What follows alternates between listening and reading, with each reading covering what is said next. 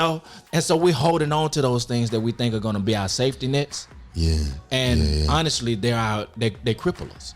And so it's not only we get caught in the net. Yeah. You know what I'm saying? And so the safety net becomes something that we get caught in.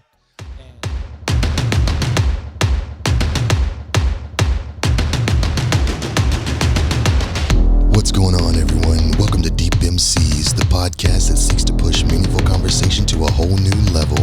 Whether it's for your entertainment or your personal growth, we appreciate you being here today. And now, on to the show. What's going on, man? What's good, man? Hey, we are back at it again. It's been a hot minute. It feels like it's been a while, man. It has been, man. You've been out there being successful, selling books and this, that, and the other. It's been probably, I don't know, what, 3-4 weeks, 3 weeks, 4 weeks, 5 weeks, I don't know, 10 weeks, I don't know. You got to exaggerate like that, man? Hey, I'm not exaggerating. It's success. You're being successful. Don't cut yourself short, man. What are we getting into today? Man, so we are, okay, so we were inspired by our own podcast with this podcast, right? That's right. So the idea of pivoting, right? It's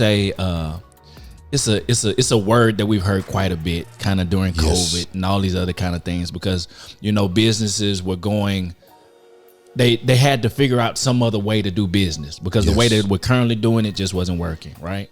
But when it comes down to more than just business, life, career, family, whatever it is that you're doing or not doing, when do you identify when is the time to pivot?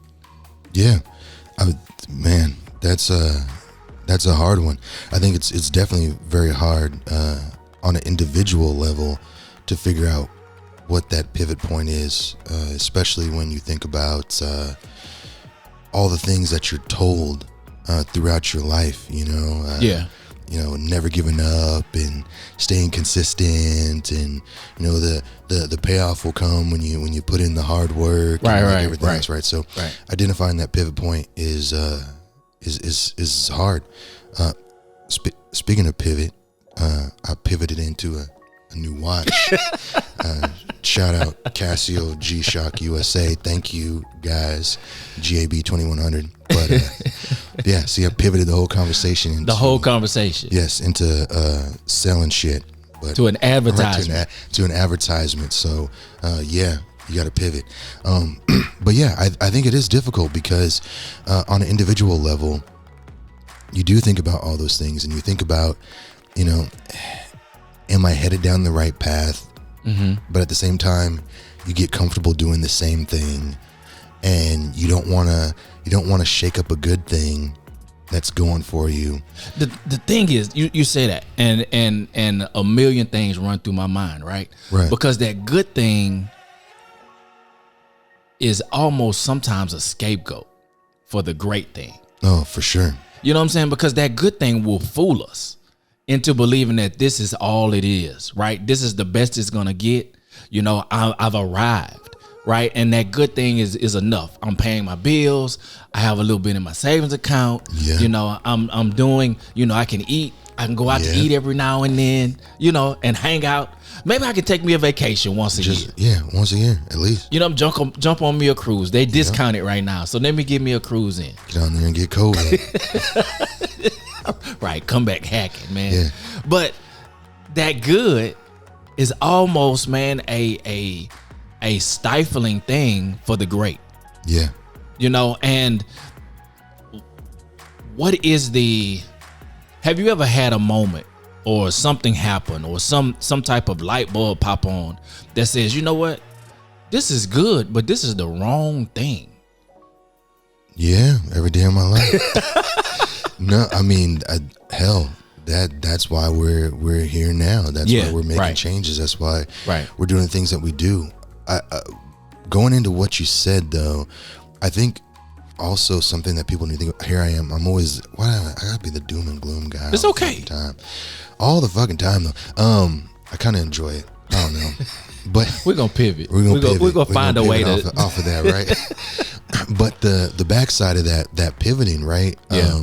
Is not just about going from good to great, but it's also recognizing when you need to pivot away from the shitty, because you're never gonna make it, right? You're never gonna make it work, and you have to go the other direction. And I think a lot of people ignore that portion of it too, right? And I guess you could qualify that as going from good to great, or going to something greater, is recognizing when something also is not working, and that could mean completely stepping away from it as a whole, and going on to something different, being able to recognize that, or recognizing what you're good at, or what you're great at, or what your true calling is. I think that is a very hard thing that a lot of people don't understand or can't grasp. I think our personal self-worth is locked into this so much, right? Because if you have a negative perception of yourself, then you believing that you can accomplish something greater, or that this fast food spot is really all you're going to be able to do, because you didn't do this, or you didn't go there, or you didn't graduate with that, right? Because you didn't do those things, now this is what you have to settle for, right? And that negative thought, I think that negative self-talk, man, is as crippling, as anything else, right? Because then we find ourselves in this place, man, deciding that, I'm just gonna be a manager here, right? Because what was that on? I'm thinking of Coming to America, where they at McDowell's, and they, McDowell's. So I started on fries, and he was talking about he was talking about how he was gonna move up in the company, right? And that's just not. Yeah, maybe that's for some people. That's not for the majority of us, man. There's more in us than that. Well, you say majority. I don't know. I feel like it might be the money. I don't see. I think that's where we differ, right? Because I think there's a large pool of people that will never be shit, and I hate to say that. But that's the choice they make. But it's not that they can't be anything different. That's the choice that they make, and you're never going to shake them from that. Right. I get that. So you're never going to be shit. Then you have the ones that, they're good, but they think they're better than they are, right? I don't know. I think that a lot of people can be great. I think that very few people can be exceptional. Okay. And I think that as you go up that number, right? It's like professional sports, there's a large pool of people that start out young, and then as you go up, fewer and fewer and fewer and fewer people make that final cut to get to the big show, right? And I think that applies, and it doesn't necessarily mean that they're worthless or they don't have value, but I guess that comes into line to saying, hey, realizing who you are, where you are, and how successful you really can be. I guess knowing yourself, right? So you don't end up overextending yourself or staying somewhere you shouldn't be too long, and focusing on honing the you that can be the best you out there. I don't know if that makes sense. Yeah, I mean, part of that, man, like you just said, overstaying your welcome in certain places, right? Yeah. I think we all, at least I know, working alongside with you in the big blue box, right? Right. We both came to work with putting all of who we were into that position, right? We may not have liked it, we may not have, cared, but at the end of the day, you came in and your self-evaluation of what you were doing this day was going to be at top notch. You wasn't going to do it halfway, but we are willing to put that into somebody else's profit because we feel like it's safe. Yeah. Rather than taking that same investment and investing it into our own idea or own thought or own level of creativity, right? Yeah. Because it's easier for me to jump on board rather than to create a new board. Yeah.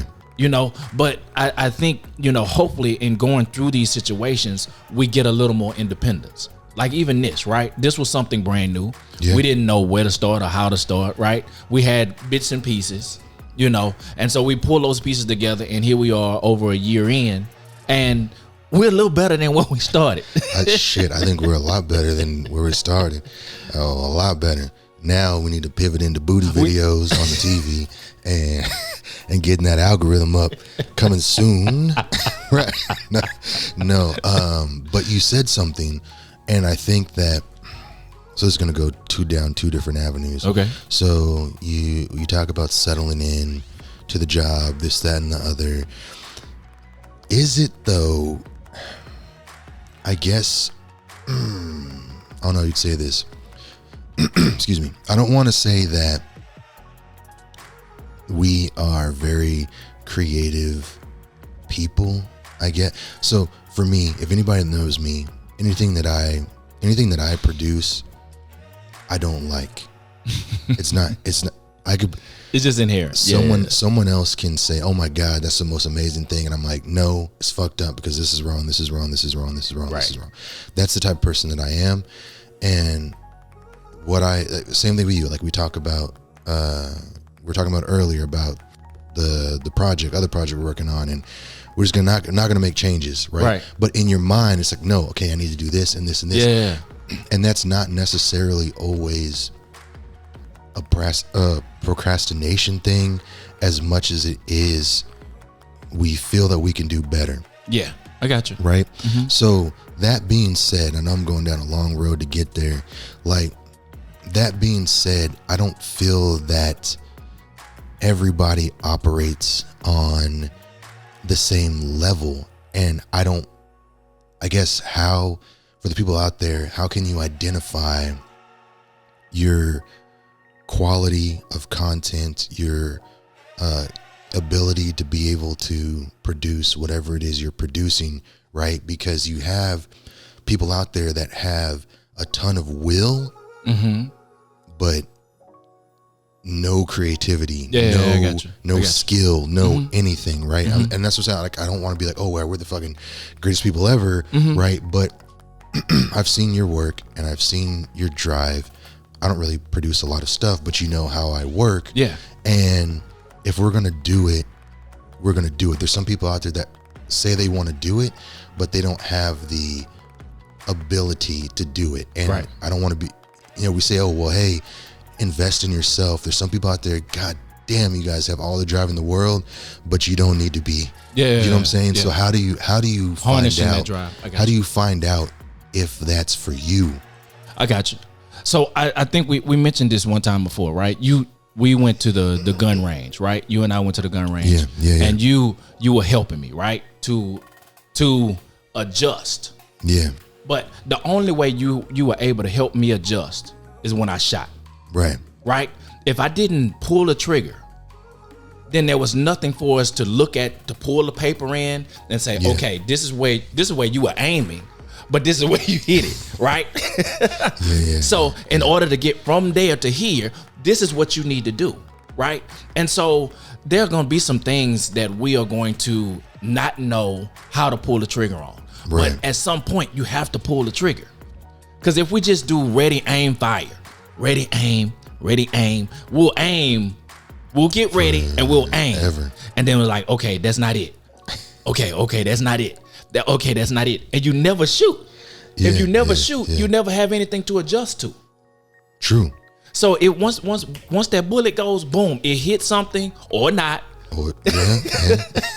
But at that point, now you have something to adjust to. Now you have something to be able to gauge from and get better at. And then you can see, you know what, this 9mm ain't for me. Maybe I need something smaller. Maybe I need something bigger. Maybe the way that my hands are moving is because of the weight or lack of weight on this piece, right? And so those were all things you were able to tell me based on a shot. Yeah. You got to pull the trigger at some point. Whether you're creative or not, whether you are zealous or not, it might be a whole lot of broken pieces out here. Man. But try it. All right, here we go. You're going to set some people up for some heartache and some... We all had it. In trying, let's just be honest. Okay, I think we're not honest, right? There's a whole lot of failure in trying. Oh no, for sure. There's 100%. I mean, and I think that's what people sometimes forget, that the success is not instant. It's not overnight. It's not whatever. I mean, it takes a lot of time. It takes a lot of trying. It takes a lot of work to get there. I agree with that, man. I don't agree with. Agree with what? I just don't agree with some. I just feel like there's some people. I think you need to know what. I can't even say that because I feel bad, right? Because I've tried a ton of shit. Yeah, right. I've tried a ton of shit, and I've been really good at some things, been terrible at others. But you wouldn't know unless you tried it. You're absolutely right, and that's why I feel like a hypocrite. You know, but at the same time, like, I also feel that I wish that during some of those failures that somebody would have said, this is not for you. I think that's the key. That's the key. That, or not the only key, but I think that's a notch in the key. Yeah, I don't know, because I wish I had that. I honestly do. Yeah, because there's something for me, my personality, I'm going to dump everything into trying this. And if somebody would have been like, hey, nah, man, that's not it. Yeah. Or the way you're doing that is incorrect. Yeah, or hey, maybe you should just try this over here. I got you. Leave this alone, right? You will never be a horseback rider, right? Leave that shit alone, right? And focus on this over here. You trying to be a jockey at 6'2"? No, can't even fucking do it, right? Or if someone would have told Jordan, leave baseball alone. Yeah, right. Don't screw up your basketball career by playing baseball. Right. But those are the things like, you say, oh well, he should try it. Like, nah, you have friends around you that seen you in action, and you're I think I'm gonna try this out. Well, he was going through that was a thing that kind of shifted it. Where was his real friends at? Watching him play baseball. And saying, look at this dumb. And I wish that we had more of that, and I just hope that people, right? I want people to try. I really do. But I want them to make sure, if they're gonna try, right? If you're gonna do what Aaron's saying, go out there and try everything. Please make sure you have an honest friend. I think this is important, right? This conversation is important because the two of us balance each other, right?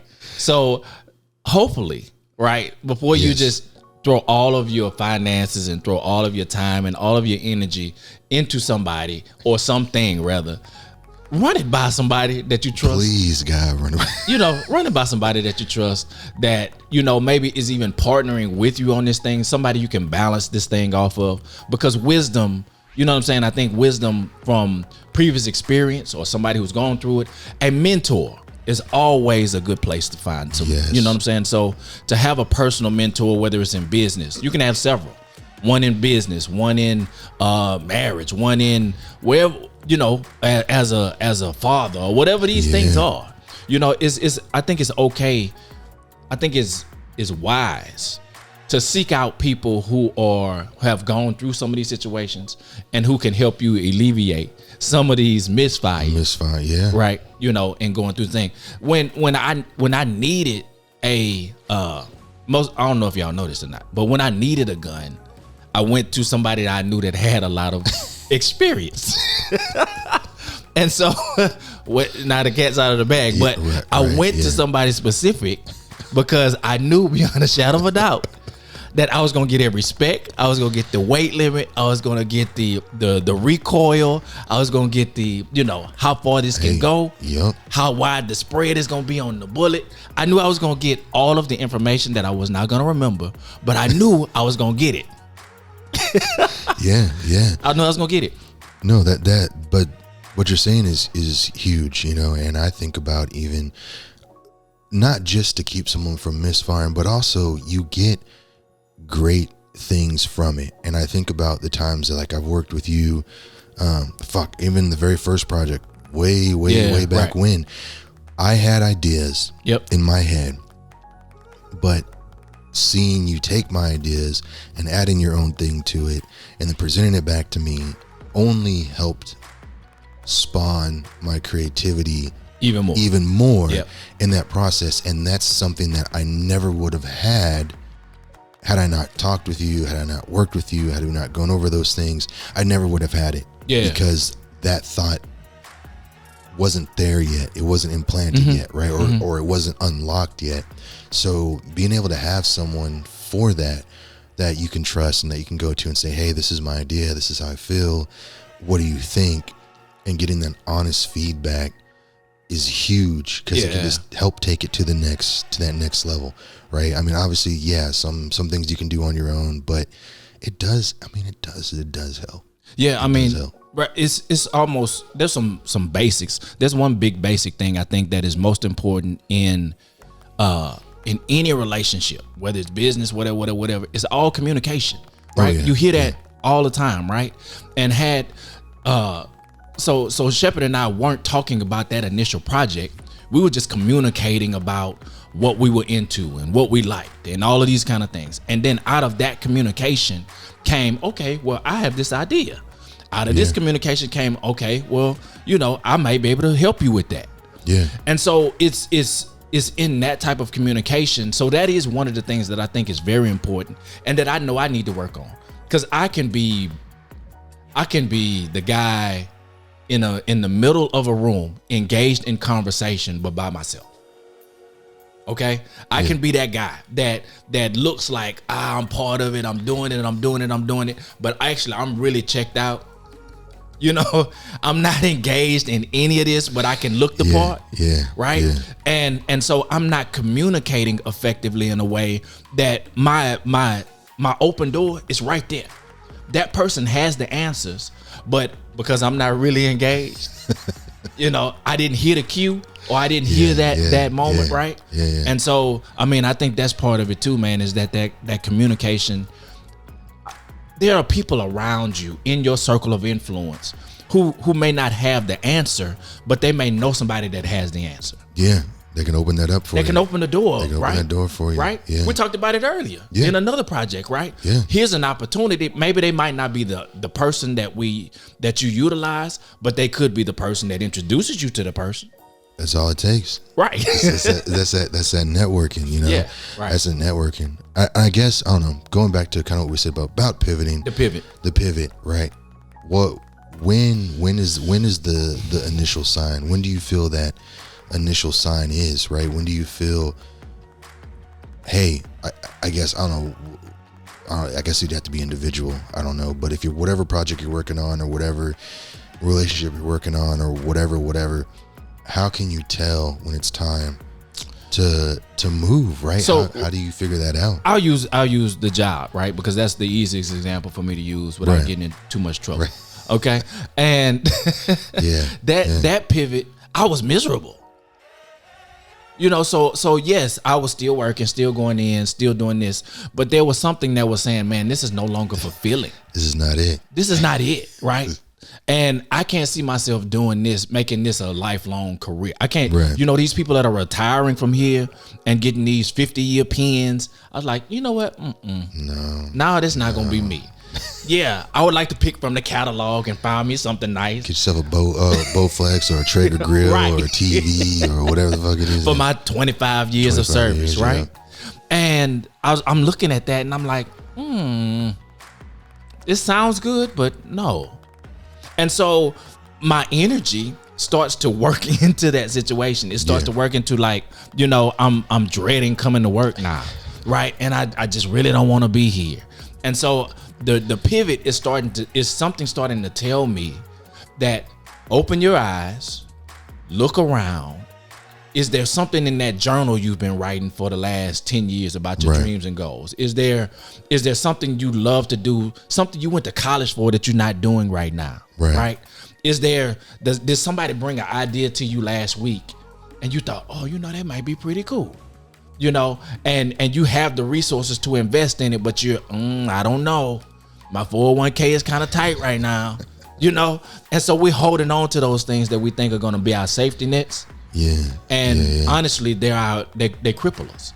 And so it's not only we get caught in the net. Yeah. You know what I'm saying? And so the safety net becomes something that we get caught in, and is not holding us up anymore. And so I think the biggest thing is starting to identify where's that frustration coming from, is there sand in the oyster, right? Because that irritant is it producing something else that you don't see right now? Right? Is it producing a pearl that you don't see? Yeah, man. I agree with that 100%. And that's for me where I struggle personally a lot of times is one of my, I say this and I'm trying to be better. I really, really am. But I am not a patient person. Yeah, I got you. I'm just fuck, man. My patience level is 0. You know what? I think I'm forcing him to be patient because I hold some stuff that he can't do anything with without me. So he's probably cussing me out in the background, like, you know.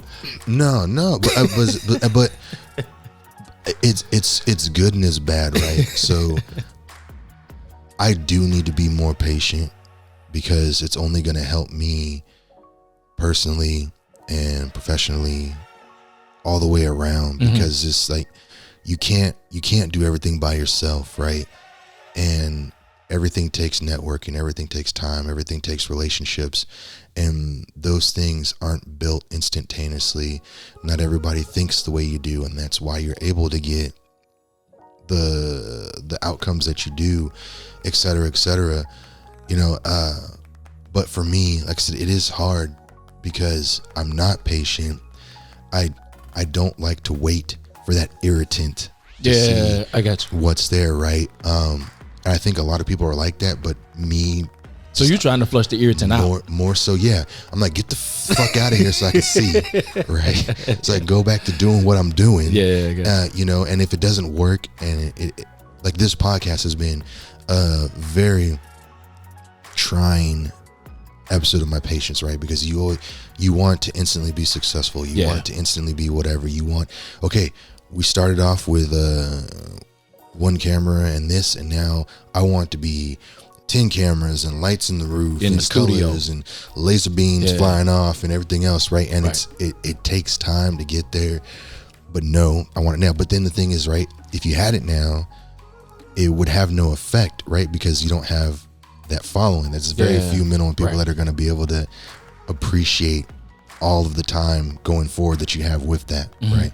So I don't know, man. It is hard. It's hard, and I think that people need to understand, and that's why I say they need to know. I guess they kind of need to know themselves too, because knowing that I'm not a patient person and being cognizant of that and actually applying that to the things that I do, it causes me to slow down a little bit and let's wait this thing out. Let's see if it's really, let's wait longer than a day and see if it, right, you know? Right. Same thing, man. Like I talk about one of the things, you know, and this has nothing to do with nothing, but it's a patience thing. I have a lot of plants in my house, right? And I don't know how to take care of them. I have them because they're supposed to be good for you. They're supposed to make you feel good. It's supposed to clean the air, whatever the fuck you want to say, right? And the instant that they start to die, I'm like, oh, these bitches are dead. Let's throw them out. Right? One brown leaf. One brown leaf. These motherfuckers are dead. Let's throw them out. It is what it is, you know. And I would burn through so much money because plants are expensive. Yeah, because I'm constantly fucking replacing plants, right? But then I decided one day I got to be patient. I've seen a plant go damn near to the brink of death, but I took the patience. I took the time to find out why. I took the time to whatever, and I brought it back, and it's excelling. It was a plant sitting on this fucking table. Yeah. That was literally dying in front of me. Every day I watched this fucking thing die. And I moved it. I took care of it. That fucking thing it's blowing up right now. It's ridiculous, right? Where's it at, man? Oh, it's upstairs. Oh, okay. Yeah. I was going to ask you to grab it, man. Yeah, but it's... I think the idea of that, dude, is... It's crazy. Dog, you know, it's so many things locked up in that story. Golly. I mean, the idea that the thing was on the brink of death, you know, I mean, you were being a bit dramatic with it, but no. But it was... No, I wasn't. It was down to it, huh? This bitch had about 2 more breaths left. I say, I'm sorry for apologies for saying bitch, but yeah, this bitch had, the leaves was going down. Okay. Everything was turning brown. The stalks, little stem stalks was getting soggy. Like this thing. It was getting soft. It was on its way out. It was going to the upper room. It was about, I was like, I don't know. But for whatever reason, I just said, you know what? I'm going to stop. And I'm going to start getting, it took a lot. And it took a while for it to come back. And now, it's very successful. Man, that's just a dude. That's just a story of redemption, man. That's a spiritual story, man. It's crazy, man. That's awesome because it really just talks about, because there's a couple things in here, man. You invested in its survival, right? And not knowing if it was going to survive or not, you went and bought whatever you needed to buy. You Googled whatever you needed to Google, and you spent the time to nurture it back to health. Not just back to health, but back to an abundant health at this point, right? And so that, for me, man, talks a lot about how patience has worked its perfection. You know what I'm saying? So me being patient in this moment has perfected the life of something that I invested in. Yeah. And you can see the full fruit of it. So it's those, I'm stuttering because I'm so excited. It gives those life lessons, right? Because I always like a nice illustration, right? Yeah. And so now this plant sits as a testimony, as a idea to your patience producing something more than what it was. The ability for you to be able to breathe life back into something dead, and it produced something that was more than what you even expected. I don't know what your expectation was on the front end. It was about to go into the trash. It was about to be gone, right? But you decided in a moment, you pivoted. You pivoted from your normal operation, right? Because, bro, you dead. Yeah, it was gone. It was about to chunk him. Right? Gone. But you pivoted and you decided, okay, you know what? There's more to it than this one. Maybe there's a little life left, even though I don't see it. I'm going to contribute to its growth and its development. If it doesn't work out, it's okay. But if it does, then we'll see. Yeah. And now it's great, man. You shot. Hey, you pulled the trigger, which normally you would just be like, nope, this ain't going. You have no idea. You had no idea how close it was. And, I mean, now that you say it like that and you talk about it, I mean, I look at it in a different light for sure, just by hearing you talk about that, because I didn't. And again, it goes back to me. I'm not thinking that what I did was anything. I'm just like, because now I was looking, I did something right. Okay, right. I grew a plant. I still look at it and I can still see where the imperfections are, but it's the fact that it's thriving now, against what it was before. And ooh, I got you. Hey, I'm so happy for it. Dog, you preaching. You are a Southern Baptist preacher right now. And it's not even Sunday. I need some money. I need some Southern Baptist. You are preaching, sir. I need some Southern Baptist money. Man, you say that thing is thriving with imperfections. Do you hear that? With imperfections and all, man. That's what I want to base my life off of. I'm not gonna be too churchy in here, cause man, I feel like this is where the organs are playing. Dun, dun, dun. Man, this is it. You know what? Don't worry about it. I'm gonna put it in my notebook and I'll preach it. Don't worry about it, cause you scared. You'll cover it for me. Yeah, I got you. I appreciate it. Thank you. I'll send you the video. Hey, I'll take it. I'll take it at that point. But that's what it is, man. And wow, if we could all just kind of base our lives off of that. The lesson in a dead house plant. Do you hear that? There's a lesson in the dead house plant. So now every time you see that plant, it could serve as an opportunity. I believe, I truly believe, because he just blew my mind with this plant scenario. I'm trying to get it together. But I believe God sets us up sometimes to have realizations that we contributed to right before our eyes. And if we open our eyes to see it, we'll know, it'll actually mean a lot more than what we thought it did, right? Yeah. And that lesson for me, that lesson in a plant, before I leave the studio today, I gotta see the plant. Yeah. I gotta see it because it's gonna give me hope, right? Yeah. Based on the conversation you had, that thing was at the brink of death. You nursed it back. You were patient with it. And even though it still has imperfections, it is thriving. That right there is the story of our lives, right? We've all been at the brink of death in some situation. Maybe not a physical death, a mental death, a spiritual death. Whatever that death was, you've been there. And at some point, you were nursed back, right? Yeah. There was a patience applied. And whether it was with yourself, whether you have a moral fiber that you attend to, whether you believe in a God or not, whatever those things were, have gotten you to this place now. And if you look back at it, yeah, it's imperfect, but you're surely not where you were. And there's a thrivingness happening. There's a thrivingness happening, bruh. There is. Yep. Hey. Don't be mad when you hear it again on a Sunday morning. I will take a text. Look, and do it. I think, man, we should leave it right there. That's a perfect place to end. Yeah. What's going on, guys? Hopefully you enjoyed the show. We appreciate you listening for sure. But we need your help. Yeah, we need your help. We need you to like, comment, and subscribe so that we can continue to make great content for you guys. Yeah, don't forget, like, comment, subscribe. And it's right here on the screen. Everything you need. Right there. Thank you so much, guys, for listening. All right, take care.